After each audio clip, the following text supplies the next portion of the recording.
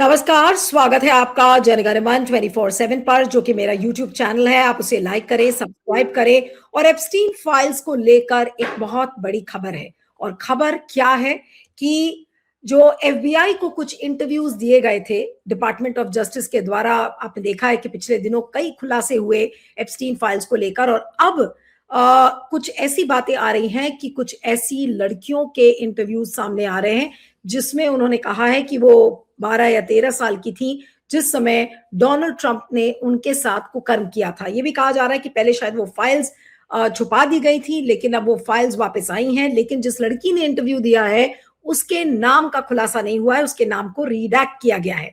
अब अगर बीबीसी की खबर हम देखें, जिसका स्क्रीनशॉट मैं आपको दिखाऊंगी, उसमें यह है कि FBI document summarising interviews with a woman who made unsubstantiated claims of sexual assault against Donald Trump have been released as part of the US Department of Justice's trove of Epstein files. The release follows reports that the documents were missing from the DOJ's database, prompting the Democrats to accuse the officials of a cover-up. The Department of Justice said it mistakenly withheld the files during its review process because they had been incorrectly coded as duplicative. The memos described a series of interviews in 2019 with a woman who makes uncorroborated claims against Trump and Jeffrey Epstein. The president has consistently denied wrongdoing in relation to the late sex offender. अब कुछ जो 3 memos थे, according to one of the 3 memos, the unnamed woman, इस महिला का नाम नहीं disclose किया गया है, और उस महिला ने एफबीआई एजेंट्स को अपने इंटरव्यू में ये कहा है कि उसको ट्रंप को इंट्रोड्यूस किया गया था एप्स्टीन द्वारा 1980s में, जब वो एक किशोर थी, यानी कि एक टीनेजर थी। उसने ये भी आरोप लगाए हैं दोनों, ट्रंप और एप्स्टीन पर, कि उन लोगों ने उसको सेक्सुअली असॉल्ट किया जब वो 13 से 15 साल की थी। FBI agents did not have further contact with the woman after the interviews, according to the files. Files में ये भी कहा गया है कि उस महिला के साथ FBI के एजेंट्स का कोई संपर्क इसके बाद नहीं था. Now it is unclear whether the Trump and Epstein knew each other during the period that the woman alleges the incidents took place. In a statement responding to the newly published allegations, the White House said they were completely baseless and backed by zero credible evidence. In fact, जो Karoline Leavitt हैं, white house की press secretary, तो उन्होंने कहा है कि हम लोगों ने तो ये कई बार कहा है कि प्रेसिडेंट ट्रंप बिल्कुल बाइज्जत इससे बरी हैं, एप्स्टीन फाइल से उनका कोई लेना देना नहीं है। लेकिन सवाल ये उठता है कि इतनी बड़ी खबर जिसमें कि एक महिला का इंटरव्यू आ रहा है, उसको लेकर अगर आप सोशल मीडिया पर जाएंगे तो उसके बड़े ग्रोस डिटेल्स हैं कि डोनाल्ड ट्रंप ने उसके साथ क्या क्या किया, वहां पर उसको उसके बारे में बात करनी शायद बहुत ज्यादा फीजिबल नहीं होगी। लेकिन उसके डिस्क्रिप्शंस हैं कि डोनाल्ड ट्रंप ने उसको कैसे फिजिकली हार्म करने की कोशिश किया, कैसे सबक सिखाने की कोशिश की, ये सारी बातें आ रही हैं। तो और ये सारी बातें कब आ रही हैं? जब ईरान युद्ध बिल्कुल चरम सीमा पर है। लगातार अमेरिका ये भी कहता चला जा रहा है कि अब हम और ज्यादा इस अटैक्स को हम और ज्यादा तेज करेंगे। तो क्या ये ईरान युद्ध का पूरा सीधा संपर्क अब इस एप्स्टीन फाइल से दिखता है? आज इसी पर हम चर्चा करेंगे। हमारे साथ independent media analyst Siddharth Sharma है। सिद्धार्थ, आपका बहुत बहुत स्वागत है। Thank you so much for joining. ये जो लेटेस्ट रेवलेशन आया है जिसमें कि इस लड़की ने कहा है एफबीआई एजेंट्स को कि 13 से 15 साल की उम्र में दोनों जेफरी एप्स्टीन और डोनाल्ड ट्रंप ने उसको सेक्सुअली असॉल्ट करने की कोशिश की, और जो सोशल मीडिया पर जिस तरीके के डिटेल्स आ रहे हैं वो अपने आप में क्या कहता है? जी, ये अपने आप में कहता है कि अमेरिका में एप्स्टीन फाइल को लेके, एप्स्टीन के कुकर्मों को लेके, एप्स्टीन के दुनिया भर के और अमेरिका का पूरा सिस्टम से जो उनका बहुत निकट का संबंध रहा है, उसको छुपाने का बहुत टॉप लेवल पर बहुत जबरदस्त कोशिश सिर्फ ट्रंप साहब के समय से नहीं, जिस समय से एप्स्टीन ये करते आ रहा है 1980 के दशक से, उस समय से हर अमेरिकी सरकार इसको ढकने की कोशिश करते आ रही थी। यही बताता है, क्योंकि हमको एक चीज समझनी है, करीब 1.5 महीने से एप्स्टीन फाइल का बेताल पूरी दुनिया में घूम रहा है। लोगों को सुन के लगता है कि ये कहीं एप्स्टीन फाइल जो है ये एक तरह से कोई खुलासा है जिसमें कि बड़े बड़े लोग क्या गलत काम करते हैं उसका खुलासा हो रहा है। लेकिन असल में आप देखिए तो ये एप्स्टीन फाइल अमेरिका में 2 सांसद हैं, दोनों अलग अलग पार्टी के हैं, एक दूसरे के विरोधी पार्टी के हैं, एक थॉमस मैसी और एक रो खन्ना। इन दोनों का ये मानना था कि यहाँ पर बड़े लोग फंसे नहीं फंसे ये अलग बात है, लेकिन इसमें जो महिलाओं के साथ यौन शोषण हुआ, उसमें भी अगर बच्चियों के साथ यौन शोषण हुआ तो उनको तो न्याय मिलना चाहिए ना। बड़े लोग फंसे नहीं फंसे अलग बात है, लेकिन जो इसमें विक्टिम था, जिसके ऊपर अत्याचार हुआ था, जो भुक्तभोगी था, आप ऊपर से कवर अप करने की कोशिश कीजिए, सब चीज को ढकने की कोशिश कीजिए। तो जिसे कहते हैं ना, गेहूं के साथ घुन क्यों पिसे। तो उनका ये मानना था कि इस मामले में क्योंकि सैकड़ों हजारों लड़कियां थीं जिनका इस चीज से कोई लेना देना नहीं था, न तो वो बहुत ताकतवर लड़कियां थी, न तो उनका कोई राजनीति से लेना देना था, न तो वो पैसे वाली थी, न तो वो रसूखदार थी, वो बेचारी साधारण लड़कियां थी, सड़क पे घूमने वाली थी, कॉलेज की बच्चियां हो सकती हैं, अनाथ बच्चियां हो सकती हैं। इन लोगों के साथ जो यौन शोषण हुआ, तो इनको तो न्याय मिलना चाहिए। इनको न्याय देने के लिए उन्होंने एक कानून लाया। कानून इसीलिए लाया क्योंकि अब जाते हैं इसके पीछे। जेफरी एप्स्टीन जिस समय इस तरह के कुकर्म कर रहा था 1980 के दशक से, तो स्वाभाविक है कि बहुत सारी छोटी छोटी बच्चियों का और महिलाओं का यौन शोषण होता था। तो धीरे धीरे इसमें से कुछ महिलाएं जो हैं वो सरकार के पास जाके अपना कंप्लेंट करने लगी कि इस तरह से जेफरी एप्स्टीन नाम का आदमी है, वो हमारे साथ कुकर्म करता है। तो धीरे धीरे जब इस तरह के कंप्लेंट्स बहुत ज्यादा आने लगे, तो वहां की अमेरिका की एफबीआई, जो कि भारत की सीबीआई जैसी है, वहां की एक सबसे बड़ी संस्था है, उसने एक केस रजिस्टर किया और उस पर तफ्तीश शुरू की। जब तफ्तीश शुरू की तो देखा कि ये तफ्तीश तो बहुत गहरी जा रही है, इसमें तो बहुत बड़ा क्या कहते हैं खेला आ गया है, इसमें तो राष्ट्रपतियों का नाम आ रहा है, इसमें तो अंतरराष्ट्रीय लोगों का नाम आ रहा है, इसमें तो अमेरिका के बड़े बड़े उद्योगपतियों का नाम आ रहा है। तो इनको लगा कि ये चीज कैसे ढकी जाए। तो अमेरिका में या कहीं पर भी, भारत में भी एक नियम होता है कि कहीं पर कोई अपराध हो गया और पुलिस जब शुरू करती है तफ्तीश करना, तो स्वाभाविक है, मान लीजिए कहीं पर किसी का मर्डर हो गया, तो पुलिस ने, हो सकता है जिसने मर्डर किया उसको तो पकड़ ले, लेकिन पुलिस को पता होता है कि उसने भी किसी के कहने पर मर्डर किया होगा, तो वो उसको पकड़ के पूछती है कि इसका मास्टरमाइंड कौन है। तो क्या करती है पुलिस, अक्सर क्या करती है, किसी मास्टरमाइंड को पकड़ने के लिए नीचे के लोगों को जब वो पकड़ती है, तो उनको उनसे सच उगलवाने के लिए उनको कहती है कि तुम सरकारी गवाह बन जाओ, तुम हमारे पक्ष में पूरा सच उगल दो, उसके बदले हम क्या करेंगे, तुम्हारी सजा कम कर देंगे, तुम्हारी सजा हम कम कर देंगे, तुम सरकारी गवाह बन के तुम्हारे ऊपर जो मास्टरमाइंड है उन सबका नाम ले लो। तो इस तरह से भारत में भी होता है। अभी हाल फिलहाल में परसों परसों जो अरविंद केजरीवाल ईडी केस में जो कोर्ट ने इसी इसी को कह के उनको लताड़ दिया है सीबीआई को, कि आपने किसी को गवाह बनाने के चक्कर में उसको पूरी तरह से छूट कैसे दे दी। आपने जिसको सबसे पहले पकड़ा और उसको कहा कि तुम सरकारी गवाह बनो, और उसने जिस जिसका नाम लिया उसके बाद आप उसको पूरा बरी कैसे कर दिए। सरकारी गवाह भी बनते हैं तो आपको छोटी ही सजा सही उनको सजा देनी पड़ती है, आप उनको खुला नहीं छोड़ सकते हैं। तो जैसे ही एफबीआई को ये महिलाओं का केस वगैरह मिला, एफबीआई ने लोगों का इंटरव्यू किया, जो पीड़ित थे उनसे बात की, एफबीआई को पता लगा कि ये तो बहुत बड़ा एक पूरा का पूरा एक कार्टेल है, इसमें अमेरिका के राष्ट्रपति तक फंसे हुए हैं, विदेशों के राष्ट्रपति तक फंसे हुए हैं। तो उस समय जो भी सरकार थी, उसने बनिस्पत इसके कि ये भानुमति का पिटारा निकल जाए और सब बदनाम हो जाए, उन्होंने जेफरी एप्स्टीन के साथ उस समय एक डील की कि भैया एक काम करते हैं, एक बहुत छोटा सा तुम्हारे ऊपर आरोप लगाते हैं कोर्ट में, तुम कोर्ट में सीधे बोल देना कि हाँ हुजूर मैंने गलती की है, इकबालिया बयान दे दो। उसके कारण क्या होगा, जो हमने इन्वेस्टिगेशन किया है, जो हमारे पास फाइलें हैं, वो फाइलों को निकालने की जरूरत नहीं पड़ेगी। तुम अगर कोर्ट में खड़े होकर बोल दोगे हम तुम्हारे ऊपर कोई एक आरोप लगाएंगे छोटा सा, तुम कहोगे हाँ हुजूर हमने ऐसा किया है, तो तुम्हारी जेल हो जाएगी, थोड़ा बहुत समय जेल में रहोगे और उसके बाद क्या होगा, तुम खुला छूट जाओगे। तो एक उदाहरण के लिए मान लीजिए कि मुझे किसी बहुत बड़ा गलत काम करते हुए मुझे पकड़ा गया है, बहुत बड़ा मैंने अपराध किया है, लेकिन पुलिस अगर मुझे कहे कि देखो भैया एक छोटा सा मैं तुमको पाकिटमारी का तुम्हारे ऊपर केस डालूंगा, 2 महीने के लिए जेल में रह जाना, उसके बाद बाहर आ जाना, केस भी खत्म हो जाएगा, तो मेरे लिए तो वो सस्ता सौदा लगेगा कि मैंने तो बहुत बड़ा अपराध किया है, लेकिन पाकिटमारी 2 महीने में जेल में निकल जाऊंगा।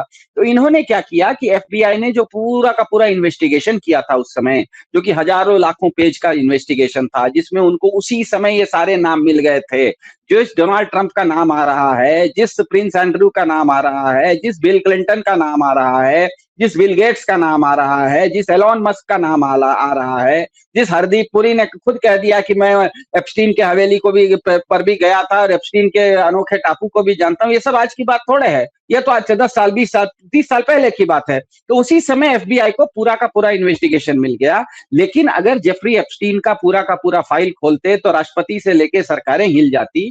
तो एफबीआई ने इसको एप्स्टीन को एक ऑफर दिया कि हम तुम्हारे ऊपर एक छोटा सा आरोप लगाएंगे, तुम उसको कोर्ट में मान जाओगे तो बाकी सब चीजें छुपी रहेंगी और तुम 1-2 साल में निकल जाओगे। तो एफबीआई ने 2009 में एप्स्टीन के ऊपर एक आरोप लगाया कि तुम मानव तस्करी करते हो, ह्यूमन ट्रैफिकिंग जिसे कहा जाता है। अमेरिका के कानून के अंतर्गत ह्यूमन ट्रैफिकिंग का जेल 1 साल का होता है। वहां पर कोर्ट में जेफरी एप्स्टीन भी खड़ा होकर बोल दिया, हाँ हुजूर मैंने किया है। तो उनका जितना भी हजारों लाखों पेज का इन्वेस्टिगेशन हुआ था वो वैसा का वैसा धरा रह गया, और उसको केवल और केवल कोर्ट ने मानव तस्करी के जुर्म में 1 साल की जेल कर दी। अब क्या हुआ, वो जेल होने के बाद जेल से बाहर आया और फिर उसने वही अपने कुकर्म शुरू किए, क्योंकि अब तो उसको अमेरिकी सरकार का भी संरक्षण प्राप्त हो गया था, क्योंकि उसके कुकर्म को अमेरिकी सरकारें भी जो छुपाना चाह रही थी। इसीलिए नाम बिल क्लिंटन का आ रहा है। बिल क्लिंटन कोई आज के राष्ट्रपति थोड़े हैं, वो तो 1990 के दशक के राष्ट्रपति हैं। तो हुआ ये कि इसको इसके चलते जो उसके बाद भी जेफरी एप्स्टीन का इस तरह के कुकर्म जारी रहे, महिलाओं के साथ अत्याचार जारी रहे, बच्चों के साथ अत्याचार जारी रहे, उसके कारण जो पीड़ित वर्ग बढ़ते चला गया, वो धीरे धीरे वो दबाव इतना बढ़ा कि कुछ महीने पहले अमेरिका के जिन 2 सांसदों का मैंने नाम लिया, रो खन्ना और क्या कहते हैं आपके थॉमस मैसी, इन्होंने एक कानून लाया कि उस समय का, जिस समय 2008, 2009, 10 साल 20 साल पहले जो एफबीआई ने पूरा का पूरा इन्वेस्टिगेशन करके फाइल बना के रखी है, जो कि कोर्ट में प्रस्तुत नहीं हुई, आपने उसको दबा दिया, उस पूरे के पूरे फाइल को अब बाहर किया जाए। अब जैसे ही वो फाइल बाहर आ रही है तो उसमें अब क्योंकि सरकार ट्रंप साहब की है और वो फाइल बाहर लाने का काम अमेरिका के कानून मंत्रालय को करना है, डिपार्टमेंट ऑफ जस्टिस, तो ट्रंप साहब ने समझदारी तेजी क्या की, जहां जहां उनका नाम गलत चीज में था उन फाइलों को दबा दिया और बाकी दुनिया के लोगों का नाम बाहर कर दिया। उसमें हरदीप पुरी भी फंस गए,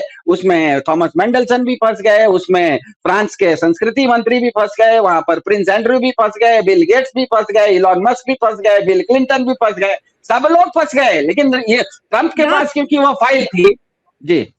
लेकिन अब क्योंकि ईरान युद्ध बिल्कुल चरम पर है इस समय, और इस बीच अब ये लेडी का इंटरव्यू भी आ गया है कि भाई एफबीआई एजेंट को उसने इंटरव्यू दिया था।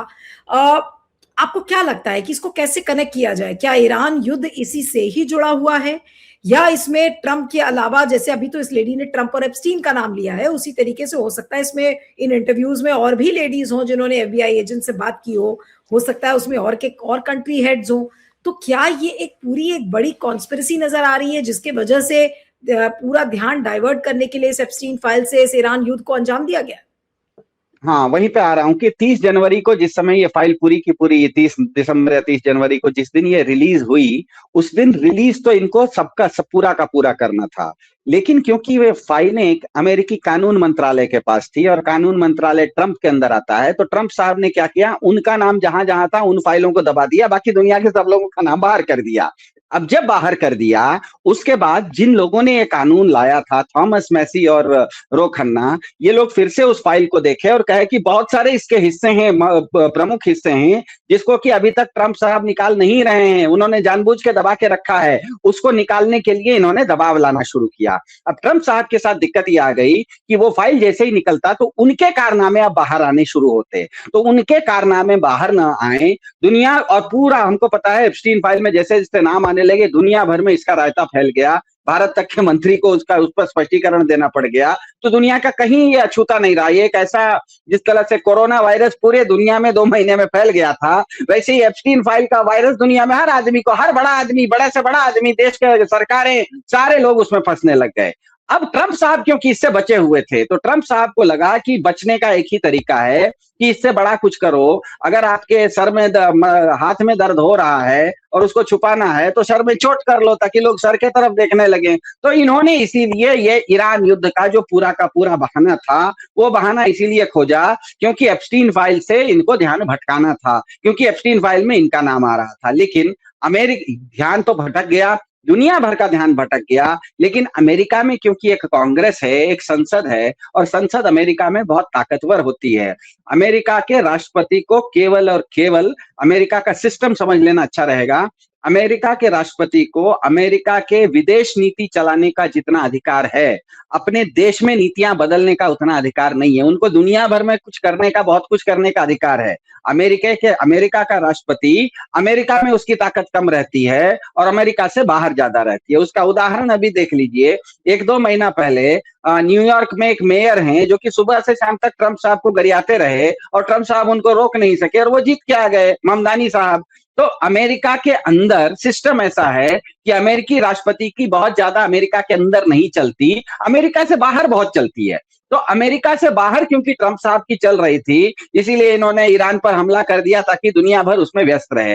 लेकिन क्योंकि अमेरिका के अंदर इनकी उतनी ताकत नहीं है, अमेरिका के अंदर जो कांग्रेस है, जो संसद है, वो ज्यादा ताकतवर है, तो ये लोग, जितने भी लोगों ने ये कानून लाया था, ये डिपार्टमेंट ऑफ जस्टिस के ऊपर और ज्यादा दबाव डालने लगे कि जो जो लोग इस जस्टिस डिपार्टमेंट के लोग इस चीज को दबा रहे हैं, हम उनके ऊपर भी अब महाभियोग लाएंगे। जिस तरह से परसों अरविंद केजरीवाल केस में जजमेंट में कह दिया कि सीबीआई के जिन लोगों ने ये केस किया था, उनके ऊपर अब जांच बैठाई जाए कि इस तरह का झूठा केस क्यों किया। तो जो जज साहब ने जजमेंट दिया है, वैसा ही दबाव अमेरिका में वो कानूनविदों ने, संसद ने लाना शुरू किया कि इस फाइल में, एप्स्टीन फाइल में, जहां जहां ट्रंप साहब का नाम है, उसको छुपाया नहीं जा सकता, उसको सार्वजनिक करे। और कल परसों जस्टिस डिपार्टमेंट ने वो छुपी हुई चीजों को फिर से रिलीज किया है, जो अभी तक रिलीज नहीं थी। उसी को आपने शुरुआत में कहा कि रिलीज करते समय कहा कि हम भूल गए थे, ये फाइल के नीचे कहीं पेपर दबा हुआ था, हमको लगा कि ये जरूरी नहीं है। अब इस चीज में अब असल बात यह है कि अब आज जो खुलासा हुआ, इसमें पता क्या लगता है? इसमें पता ये लगता है कि 1980 के दशक में ट्रंप साहब ने किसी नाबालिग बच्ची के ऊपर यौन शोषण किया था और उस बच्ची ने एफबीआई को अपना कंप्लेंट दिया है। इसका मतलब ट्रंप साहब ने कोई आपराधिक कृत्य किया है और उसकी जानकारी नहीं, उसका पूरा का पूरा ब्यौरा अमेरिका की जांच एजेंसी के पास 1980 के दशक से है। इसका मतलब अपराध घटित हो चुका है। एक तरह से ये मान के चलिए कि कहीं पर एक एफआईआर, पुरानी ही सही, एफआईआर दर्ज है। तो अगर एफआईआर दर्ज है कहीं पर पुरानी, अगर उस एफआईआर को आपने 10 साल पहले भी एफआईआर दर्ज है, तो वो केस मरा नहीं है। अब आपका जिम्मेदारी बनता है कि उस केस को आपका एफआईआर अगर कहीं कागज के पुलिंदे के नीचे दबा हुआ था, 20 साल पुराना भी एफआईआर है, तो वो अगर कहीं अपराध घटा है, तो पुलिस का काम होता है उस एफआईआर को आगे जांच करके उसको कोर्ट तक ले जाना। तो मेरे ख्याल से अब होगा ये कि ये, क्योंकि ये पूरा का पूरा जो कानून बना था, ये कहीं पर भी बड़े बड़े लोगों के नाम के खुलासा करने के लिए कानून नहीं बना था। ये कानून बना था कि जो बच्चियां शोषित हो चुकी हैं, जो पीड़ित हैं, उनको न्याय मिले। तो पीड़ित को तो तभी न्याय मिलेगा जब पीड़ित ने ऑलरेडी एफबीआई को स्टेटमेंट दे दिया है, तारीख बता दी है, ट्रंप साहब का नाम बता दिया है, किस तरीके से शारीरिक शोषण किया, जो आपने कहा, जो आजकल पोर्नोग्राफिक फिल्में चलती हैं ना, उस तरह का वो उसमें ग्राफिक डिटेल्स हैं। तो वो अगर बच्ची ने अपना पूरा का पूरा बयान दे दिया है, वो एफआईआर फाइल है, वो कोई किसी अखबार को उसने नहीं दिया, एफबीआई के जांच में वो चीज पता लगी है, तो आने वाले समय में ट्रंप साहब के ऊपर एक और कानूनी जांच बैठना अब स्वाभाविक है। क्योंकि आप भारत दुनिया में कहीं पर भी आप किसी देश के प्रधानमंत्री हो या राष्ट्रपति हो, आपके ऊपर अपराध से तो किसी को मतलब इम्यूनिटी नहीं है। आप अपराध करेंगे तो आपके ऊपर एफआईआर तो होनी है। कोई भी हो, कोई भी गलत काम करे, एफआईआर तो होनी ही होनी है। अब वो जांच के बाद वो एफआईआर पाई जाती है, कोर्ट कहता है कि वो जांच सही थी या नहीं थी, लेकिन एफआईआर फाइल तो होनी ही होनी है। एफआईआर फाइल होनी है आप कह रहे हैं, लेकिन कैरोलिन लेविट जिस तरीके से चिल्ला कर कह रही हैं कि भाई वो तो एक्सोनरेटेड है और उन्होंने तो ऐसा कोई कर्म किया नहीं है, उनका कोई लेना देना नहीं है, वो जिस तरीके से इसको डिफेंड कर रही हैं, आपको लगता है कि उनके ऊपर कोई जांच होगी या फिर उनके ऊपर कोई एक्शन होगा? क्योंकि अभी तो वो खुद ही प्रेसिडेंट हैं और प्रेसिडेंट के पास तो पावर्स होती हैं, उनको इम्यूनिटी भी होती है 50 तरीके की। मेरे ख्याल से प्रेसिडेंट रहते हुए उनको भले इम्यूनिटी है, लेकिन प्रेसिडेंट को पूरे जीवन तक इम्यूनिटी नहीं है। और दूसरी बात मैंने कहा, अमेरिका के राष्ट्रपति को दुनिया भर में अमेरिका से बाहर जितनी ताकत दी जाती है, अमेरिका के अंदर उतनी ताकत नहीं है। तो यहाँ पर क्योंकि एक क्राइम घट चुका है, कैरोलिन ल्यूइट कुछ भी कहे, ट्रंप साहब ने सही में एक बच्ची का शोषण किया है या नहीं किया है, इसका जो वर्डिक्ट है, इसका जो निर्णय है, कोई ना कोई कोर्ट देगा। न तो ट्रंप साहब दे सकते हैं, न वो बच्ची दे सकती है, क्योंकि ट्रंप साहब कहेंगे वो बच्ची झूठी थी, बच्ची कहेगी कि ट्रंप साहब झूठे थे। इसीलिए कोर्ट रहता है। दो आदमी के बीच में किसी विषय पर अगर विवाद हो गया, तो विवाद का निपटारा ऐसा नहीं होता है कि दो में से एक की बात मान लो। विवाद का निपटारा होता है कि तीसरे न्यायपालिका में जाए। तो यही बात है कि यहाँ पर एफबीआई के पास ट्रंप साहब के खिलाफ एक क्राइम होने का उनके पास सबूत मिल चुका है।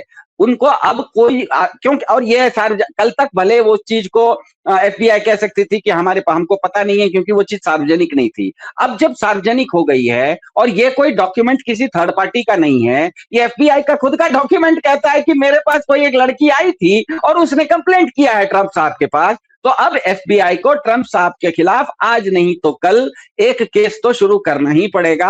हाँ, केस का नतीजा जो है वो न्यायपालिका देगी, लेकिन ये केस शुरू करने से अब रोक नहीं सकते, इनको केस तो शुरू करना ही पड़ेगा। और इसी चीज से बचने के लिए ट्रंप साहब पूरा का पूरा एक सर्कस कर रहे थे कि ईरान पे हमला कर दो, ग्रीनलैंड पे हमला कर दो, वेनेजुएला पे हमला कर दो, रोज कहीं देश दुनिया को दूसरे तरफ भटकाए रखो ताकि उनका जो नाम आने वाला है वो रुक जाए, क्योंकि ये नाम था, उनको पता था, क्योंकि अगर नाम इस तरह का आ रहा है और ये फाइल 1.5 महीना पहले दुनिया के सामने खुल चुकी है और केवल ट्रंप साहब से संबंधित फाइल ही अंदर दबी रह गई, इसका मतलब तो ट्रंप साहब इसको रोकने की कोशिश कर रहे थे।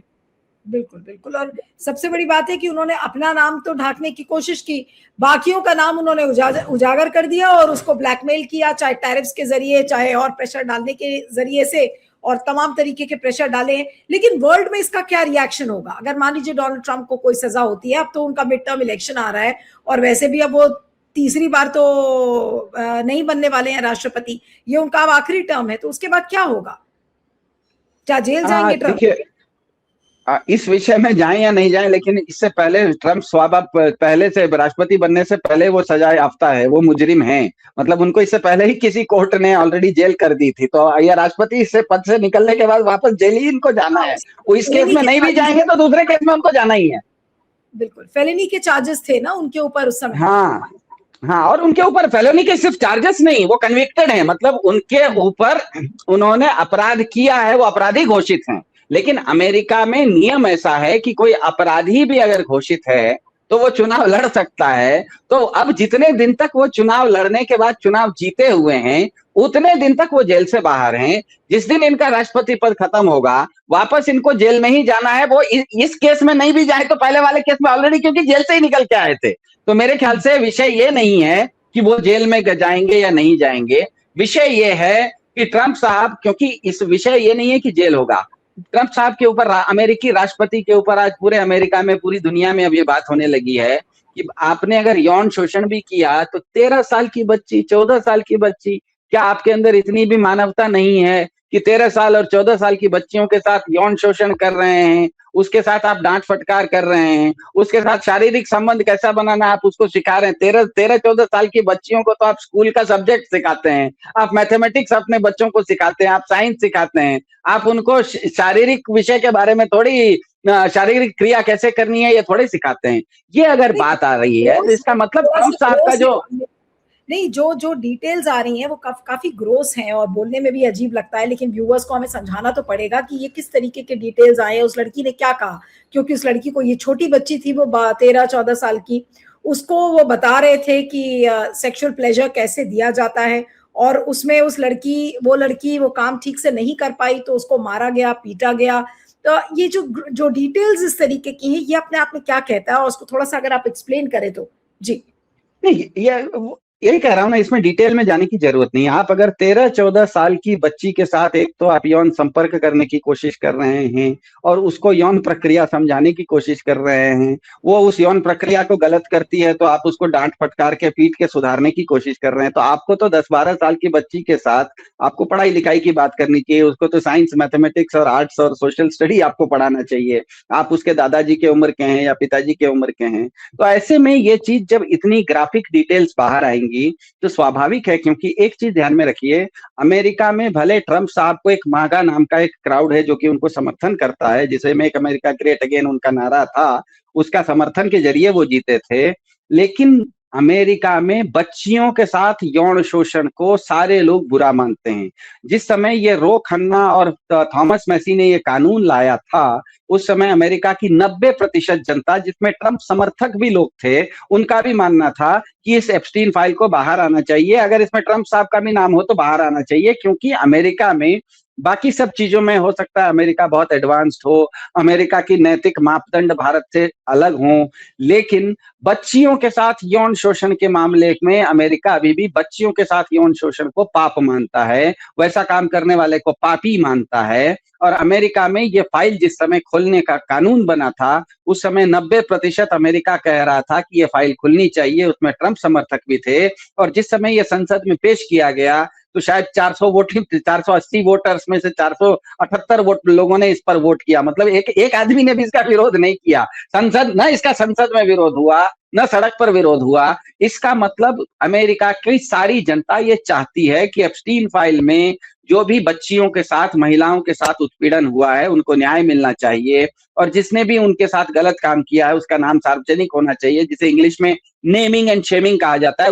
उसकी सार्वजनिक जो उसकी गरिमा है, उसका जो पाखंड है, वो पाखंड बाहर आना चाहिए। तो इसमें अब ट्रंप साहब का नाम आने के बाद उनका खुद का समर्थक वर्ग है, उस पर बहुत जबरदस्त चोट पड़ेगी, क्योंकि उनका समर्थक वर्ग भी ट्रंप साहब को दूसरे किसी विषय में तो माफ करने के लिए तैयार है, वो ईरान पर हमला करने माफ करने के लिए तैयार है, लेकिन बच्चियों के साथ यौन शोषण करेंगे तो हमें ट्रंप साहब के खुद के समर्थक उस चीज को पसंद नहीं करते। क्योंकि अमेरिका में ध्यान में रखना है, अमेरिका में एक चीज है, अमेरिका में आप गलत काम कर सकते हैं, लेकिन गलत काम करते हुए ये नहीं कह सकते कि मैं अच्छा काम कर रहा हूं। अमेरिका में गलती करना मंजूर है, पाखंड करना मंजूर नहीं है। एक छोटी सी बात है, छोटा सा अंतर है कि गलती करना अमेरिका को मंजूर है, लेकिन गलती करते हुए रावण होते हुए आप साधु के वेश में नहीं आ सकते। अमेरिका कहता है कि तुम पाखंड मत करो, तुमने अगर कोई गलत काम किया है खुल के बोलो। इसीलिए इस पूरे के पूरे प्रकरण में हालांकि इलॉन मस्क का नाम बहुत आ रहा है, लेकिन इलॉन मस्क का घाटा बहुत नहीं हो रहा है, क्योंकि इलॉन मस्क कह रहा है कि हाँ, मेरा एप्स्टीन से सकात संबंध था,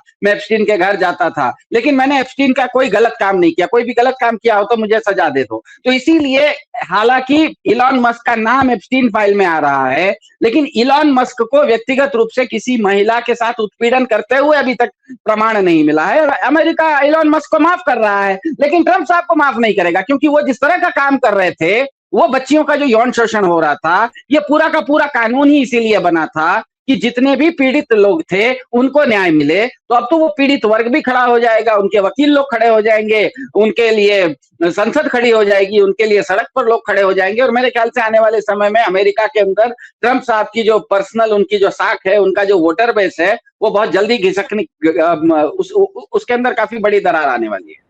एक बस छोटा सा सवाल आखिरी, और उसके बाद कार्यक्रम को खत्म करूंगी, कि मोदी जी इसको देखकर कैसे रिएक्ट करेंगे, क्योंकि यहाँ पर भी तो ऐसा नहीं है कि सब पाक साफ है। हरदीप पुरी का ऑलरेडी नाम उसमें है ही है, अनिल अंबानी का नाम है। मोदी जी के बारे में भी एप्स्टीन ने लिखा था कि ही sang and danced before Israel to please Donald Trump।